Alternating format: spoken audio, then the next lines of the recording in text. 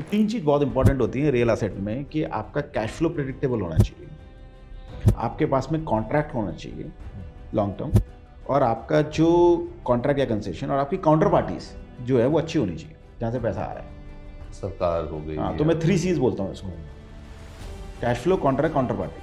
आप इन 3 चीज़ों पे फोकस करिए कि भाई मेरी इनकम कहाँ से आ रही है, कौन मेरे को पे कर रहा है, उसकी क्रेडिबिलिटी क्या है, उसकी क्रेडिट वर्दीनेस क्या है, कितने लंबा टाइम की मेरी कॉन्ट्रैक्ट की विजिबिलिटी है, और मेरे देयरफॉर कैश फ्लो प्रेडिक्टेबल है या नहीं है। एंड सबसे बड़ा बेसिक तो ये है कि असेट की क्वालिटी अच्छी होनी चाहिए।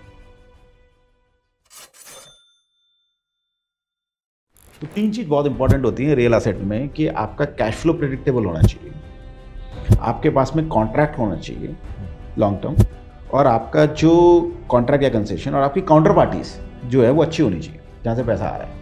सरकार हो गई। हाँ, तो मैं 3 C's बोलता हूँ इसको, cash flow, contract, counter party.